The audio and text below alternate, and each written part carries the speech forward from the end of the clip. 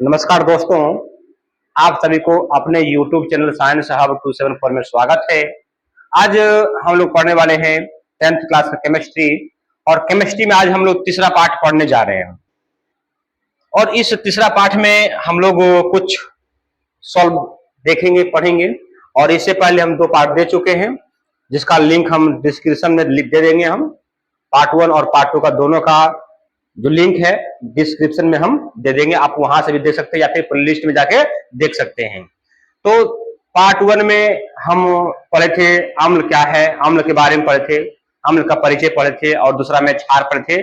और आज लवण पढ़ने जा रहे हैं। क्या पढ़ने जा रहे हैं? लवण को देखने जा रहे हैं। तो आप लोग शुरू से अंत तक बने रहिएगा इस सेशन में, शुरू से अंत तक बने रहिएगा।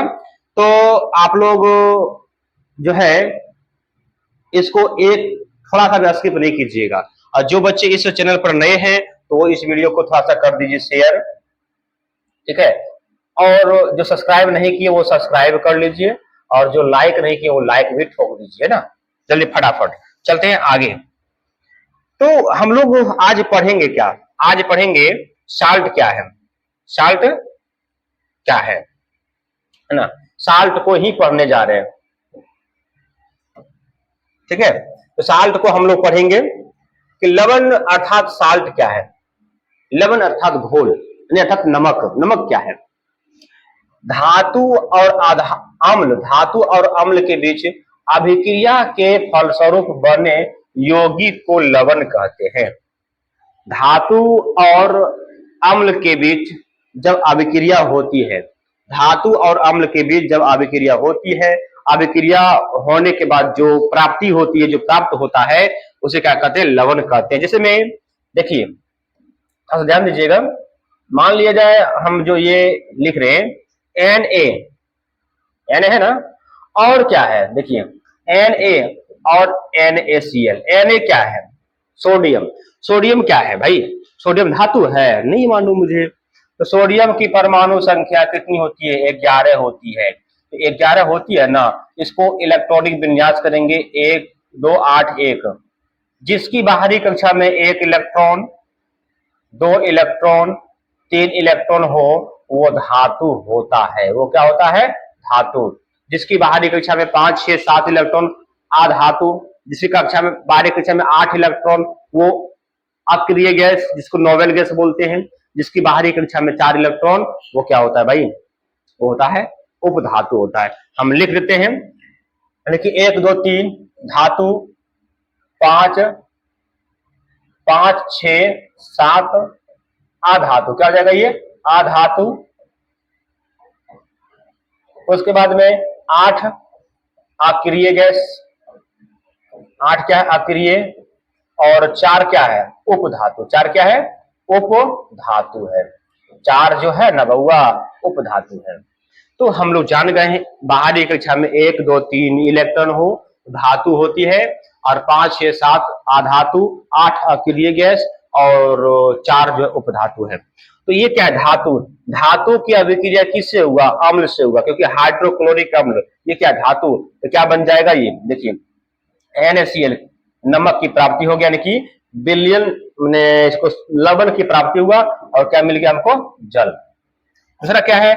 Mg, मैग्नीशियम Mg बार है, तो 2 8 2 होगा, धातु है। सल्फ्यूरिक अम्ल के साथ अभिक्रिया किया, क्या बन गया? मैग्नीशियम। मैग्नीशियम सल्फेट हो गया, या मैग्नेस सल्फेट हो गया, मैग्नीशियम सल्फेट होगा। और ये क्या बन गया? जल बन गया। ये क्या बन गया? जल बन गया। जिंक, और क्या बन गया? ठीक है। तो ये सब जो है क्या है? ये धातु है, अम्ल है। लवण बना, जल बना। धातु, अम्ल, लवण, जल। धातु, अम्ल, लवण, जल। बोलिए, यहां तक दिक्कत है किसी बच्चे को तो कमेंट बॉक्स में बताइएगा, दिक्कत है सर या नहीं दिक्कत है।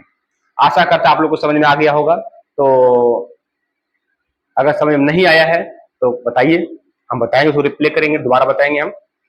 चलिए आप लोग स्क्रीनशॉट कर लीजिए, हम आगे बढ़ते हैं। चलिए आज स्क्रीनशॉट कर लिए होंगे। अब क्या है? लवण। क्वेश्चन है, लवण को कितने तरह से, लवण को कितने रूप से परिभाषित कर सकते हैं। बोला गया लवण को हम कितने तरह से परिभाषा दे सकते हैं, लवण का परिभाषा हम कितने प्रकार से दे सकते हैं। ठीक है, तो देखिए पहला परिभाषा है धातु और अधातु के बीच जब अभिक्रिया होती है तो बने यौगिक को लवण कहते हैं। धातु और अधातु के बीच जब अभिक्रिया किया जाता है और उससे जो यौगिक बनता है उसको हम लोग क्या बोलते हैं, लवण बोलते हैं। जैसे में Na, जैसे में क्या है Na धातु और ये क्या है अधातु, क्लोरीन 17 2 8 7 है ना, 17 हो जाएगा। और क्या बन गया NaCl। तो जब धातु की अभिक्रिया अधातु से हुआ क्या बन गया, क्या बन गया, ये बन गया लवण। धातु का अभिक्रिया अधातु से किया गया तो क्या बन गया, लवण की प्राप्ति हो गया, लवण की प्राप्ति हो गया। ठीक है, ध्यान दीजिएगा, मैग्नीशियम क्लोराइड। अगला है नंबर 2 में यह है विद्यार्थी जी कि अम्ल और धातु के कार्बोनेट के बीच अभिक्रिया के फलस्वरूप बने यौगिकों को लवण कहते हैं। अम्ल और धातु के कार्बोनेट के बीच, अम्ल और धातु के कार्बोनेट COCO3 के बीच, धातु भी हो उसमें CaCO3 भी हो, के बीच जो अभिक्रिया होगी उसे क्या कहते हैं, यौगिक कहते हैं। जैसे में देख लीजिए कि Na2CO3 सोडियम कार्बोनेट की अभिक्रिया हाइड्रोक्लोरिक अम्ल से हुआ, किससे हुआ, हाइड्रोक्लोरिक अम्ल से हुआ, क्या बन गया लवण, सोडियम क्लोराइड, जल, क्या बन गया कार्बन डाइऑक्साइड गैस। बोलिए दूसरा है कैल्शियम कार्बोनेट, क्या अभिक्रिया जब हाइड्रोक्लोरिक अम्ल से हुआ तो क्या बन गया कैल्शियम सल्फेट और जल और कार्बन डाइऑक्साइड गैस। बोलिए यहां तक सभी बच्चे को समझ में आ गया है, यहां तक सभी बच्चे को समझ में आ गया है तो यस लिखिए कमेंट बॉक्स में, अगर नहीं आया तो नो लिखिए, फटाफट जल्दी बताइएगा, जल्दी बताइए। चलिए आगे बढ़ते हैं। नेक्स्ट परिभाषा क्या है, अम्ल धातु के बाइकार्बोनेट, बाइकार्बोनेट HCO3 बाइकार्बोनेट होता है के बीच जब अभिक्रिया के फलस्वरूप बने यौगिक को लवण कहते हैं। बोला गया है अम्ल और धातु के बाइकार्बोनेट, अम्ल और धातु के बाइकार्बोनेट के बीच जब अभिक्रिया होती है, अभिक्रिया होने के बाद जो मिलता है, जो बनता है, उसी को क्या बोलते हैं, हम लवण कहते हैं। क्या कहते हैं, लवण कहते हैं। जैसे में ये क्या है सोडियम बाइकार्बोनेट हाइड्रोक्लोरिक अम्ल, क्या बन गया, क्या बन गया देखिए तो सोडियम क्लोराइड NaCl, जल और क्या मिल गया कार्बन डाइऑक्साइड गैस। बोलिए किसी बच्चे को डाउट है, यहां तक नहीं डाउट है। कैल्शियम बाइकार्बोनेट और सल्फ्यूरिक अम्ल, क्या बन गया कैल्शियम सल्फेट बन गया और जल बन गया और कार्बन डाइऑक्साइड गैस बन गया है। ठीक है, यहां तक आशा करते समझ में आ गया होगा। चलिए अब ये है क्या, ध्यान दीजिएगा, ये जो है ये क्या धातु के बाइकार्बोनेट है, ये अम्ल है, क्या बन गया ये लवण बन गया। ये क्या बन गया है, ये लवण, लवण की प्राप्ति हो गया, ये हो गया लवण। क्या बोला गया, बने यौगिक को लवण कहते हैं। ये क्या है जल, ये क्या है कार्बन डाइऑक्साइड, ये क्या है carbon dioxide, dioxide.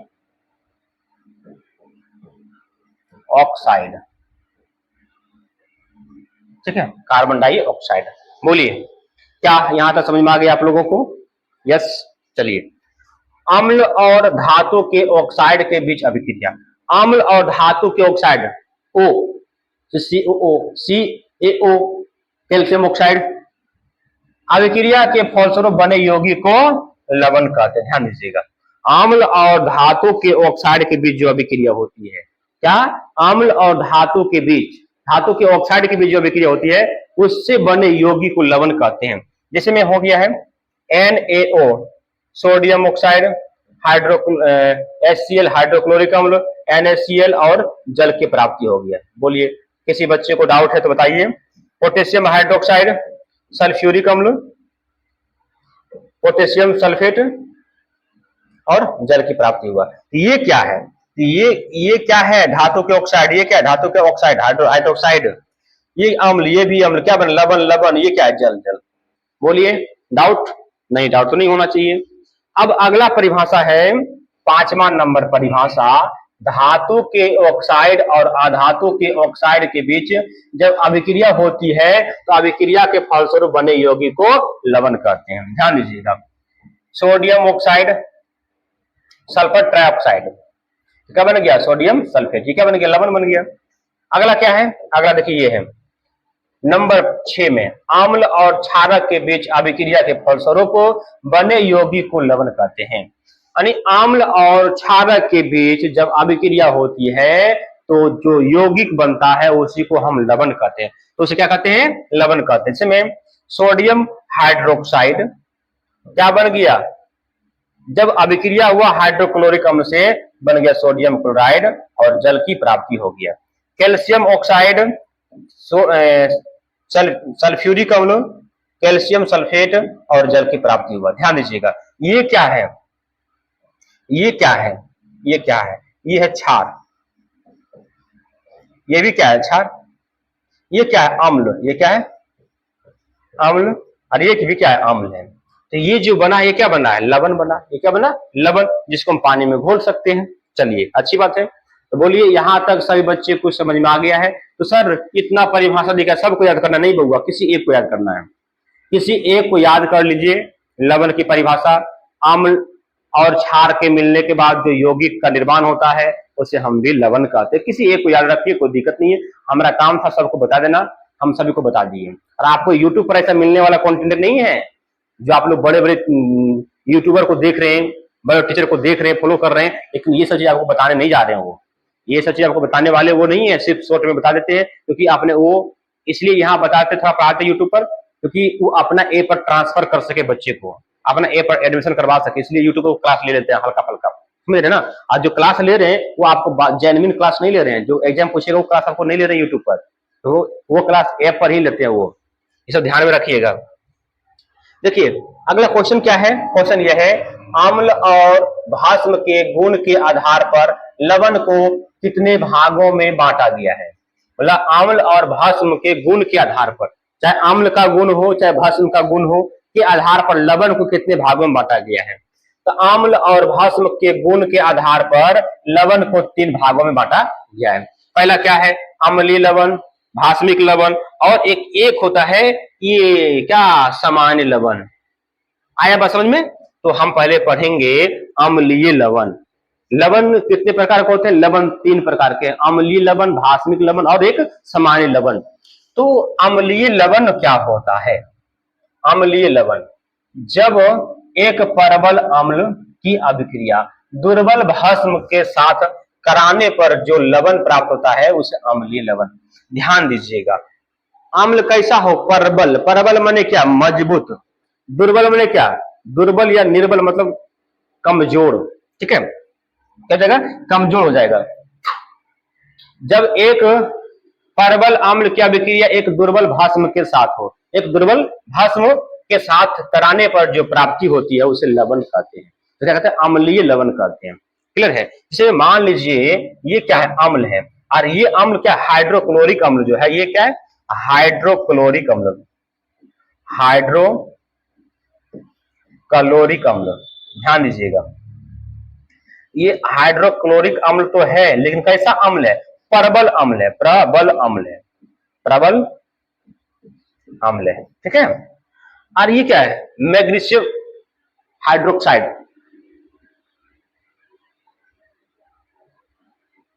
Magnesium hydroxide. तो मैग्नीशियम हाइड्रोक्साइड ये क्या है, ये दुर्बल, ये क्या है, दुर्बल क्षारक है, ये क्या है, दुर्बल क्षारक है, दुर्बल भस्म यानी कि दुर्बल भस्म है मैग्नीशियम हाइड्रोक्साइड। जब परबल अम्ल और दुर्बल अम्ल की अभिक्रिया हुआ जो प्राप्ति हुआ ये मैग्नीशियम क्लोराइड, ये क्या है, एक लवण है, ये क्या है, एक लवण है। और क्या मिला हमको, जल की प्राप्ति हुआ। बोलिए यहां तक किसी बच्चे को डाउट है तो बताइए, किसी बच्चे को डाउट तो नहीं होना चाहिए, किसी बच्चे को डाउट नहीं होना चाहिए। आगे बढ़ते हैं, आगे क्या है, भास्मिक लवण। जब एक दुर्बल अम्ल की अभिक्रिया परबल भस्म के साथ कराने पर जो लवण प्राप्त होता है उसे भास्मिक लवण कहते हैं। ध्यान दीजिएगा कि एक दुर्बल अम्ल है, एक अम्ल क्या है, दुर्बल है, अम्ल दुर्बल है उसमें परबल अम्ल के साथ अभिक्रिया करवा दी, परबल भस्म के साथ। दुर्बल अम्ल, परबल भस्म, अम्ल क्या हो कमजोर हो और भस्म क्या हो परबल मजबूत हो। और जब अभिक्रिया होगी, अभिक्रिया करने के बाद जो बनेगा उसी को हम क्या बोलते हैं, भास्मिक लवण बोलते हैं। देखिए H2SO4 सल्फ्यूरिक अम्ल, ये क्या दुर्बल अम्ल है, और ये क्या परबल, ये जो है ये क्या है परबल भस्म है, ये क्या है परबल भस्म है। जब इसकी अभिक्रिया हुआ तो क्या बन गया Na2CO3, ये बन गया भास्मिक लवण। ये क्या बन गया है, भास्मिक लवण बन गया है, सोडियम कार्बोनेट। अगला क्वेश्चन ये है बउआ कि सामान्य लवण, ये क्या है सामान्य लवण, कॉमन साल्ट। देखिए जब परबल अम्ल की अभिक्रिया परबल भस्म के साथ हो, दोनों परबल ही हो, दोनों मजबूत मजबूत हो, तो जो मजबूत मजबूत टकरावे और जो बने यौगिक उसको क्या बोलते हैं, सामान्य लवण कहते हैं। क्या कहते हैं, सामान्य लवण कहते हैं। जैसे में कि HCl और NaOH क्या बन गया NaCl, और क्या बन गया चल, ये क्या है सामान्य लवण, ये क्या है सामान्य लवण है। बोलिए डाउट है किसी को, डाउट है तो बताओ, नहीं डाउट है तो आगे बढ़ते हैं, आज स्क्रीन शॉट ले लीजिए आप लोग।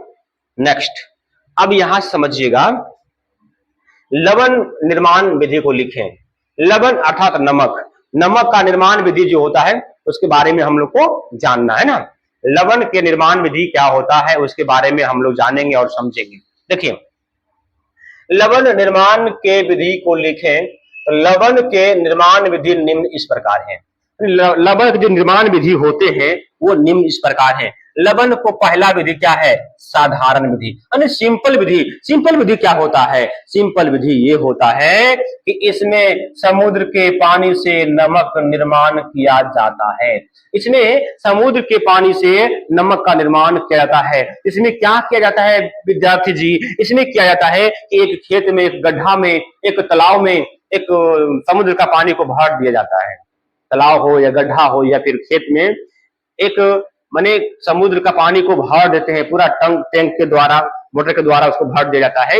अब भरने के बाद जब वायुमंडल का वायुमंडल जो होता है, धूप जब लगता है उसको, तो जलवाष्प बनकर पानी ऊपर उड़ जाते हैं, वायुमंडल चला जाता है, और जो शेष बचता है वो नमक की प्राप्ति हो जाती है, जो कि शुद्ध नहीं होता, वो अशुद्ध होता है, जिसको फैक्ट्री में लगाकर उसको रिफाइन कर उसको शुद्ध किया जाता है।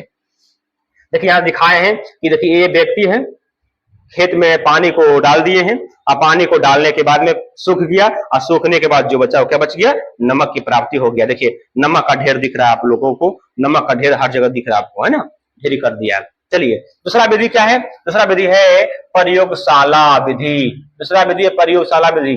तो प्रयोगशाला में क्या होता है, जब हाइड्रोक्लोरिक अम्ल अर्थात HCl, जब HCl अम्ल के साथ सोडियम हाइड्रोक्साइड मतलब NaOH का अभिक्रिया कराते हैं तो नमक और जल की प्राप्ति होती है। तो क्या मिलता है, NaCl प्लस H2O की प्राप्ति हो जाती है, H2O की प्राप्ति हो जाती है। इसी को हम लोग इसी प्रकार से प्रयोगशाला में हम लोग नमक की प्राप्ति कर लेते हैं, लवण की प्राप्ति कर लेते हैं। आशा करते हैं आप लोग को समझ में आ गया होगा बेहतरीन तरीका से। ठीक है, आगे बढ़ते हैं।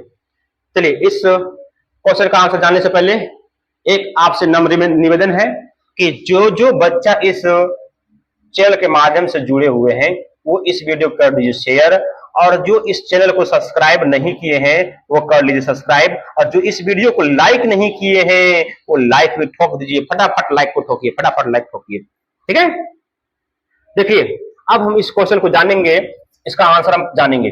पहले क्या है क्वेश्चन, आयोडीन युक्त नमक का निर्माण कैसे होता है। हम लोग जो नमक को खाते हैं तो वो नमक कैसा होता है, आयोडीन युक्त नमक होता है ना।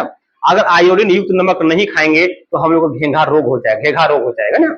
आयोडीन की कमी से कौन सा रोग होता है, घेघा रोग होता है ना। तो आयोडीन युक्त अगर नमक हम लोग नहीं खाएंगे तो घेघा रोग हो जाएगा। तो आयोडीन युक्त नमक बनता कैसे है, जब साधारण नमक के साथ पोटेशियम आयोडाइड यानी कि के आई को क्या बोलते हैं, के आई को बोलते हैं पोटेशियम आयोडाइड या पोटेशियम ट्राइऑक्साइड। पोटेशियम ट्राइऑक्साइड का सूत्र क्या होता है, KiO3, और KiO3 पोटेशियम ट्राइऑक्साइड को जब मिलाया जाता है तो आयोडीन युक्त नमक बन जाता है। क्या बोले हम, जब साधारण नमक के साथ पोटेशियम आयोडाइड या पोटेशियम ट्राइऑक्साइड को मिलाया जाता है, मिलाने के बाद जो नमक की प्राप्ति होती है उसे क्या कहते हैं, आयोडीन युक्त नमक कहते हैं। देखिए, साधारण नमक, सिंपल नमक में पोटेशियम आयोडाइड मिला दिए तो आयोडीन युक्त नमक बन गया, या साधारण नमक के साथ में पोटेशियम ट्राइऑक्साइड पोटेशियम ट्राइऑक्साइड को मिला दिए तो मिलाने पर क्या बन गया, आयोडीन युक्त नमक की प्राप्ति हो गई है। बोलिए, समझ में आ गया से बच्चे को? यस, समझ में आ गया होगा। चलते हैं नेक्स्ट क्वेश्चन की ओर। अरे भाई 15 के बाद, चलो ठीक है। अब यहां समझिए थोड़ा सा, प्रयोगशाला में प्रयोग के आधार पर परवल और निर्बल अम्ल तथा क्षारकों को इस प्रकार दिखाया गया। देखिए, परवल अम्ल होता क्या है, परवल अम्ल जो है फास्फोरिक, ये फास्फोरिक नहीं होगा, हाइड्रोक्लोरिक होगा, यहाँ पे गलत लिखा गया है, हाइड्रोक्लोरिक क्लोरिक अम्ल, हाइड्रोक्लोरिक अम्ल HCl। ये क्या है, ये परवल अम्ल है। हाइड्रोक्लोरिक अम्ल जो है ना, ये परवल अम्ल है।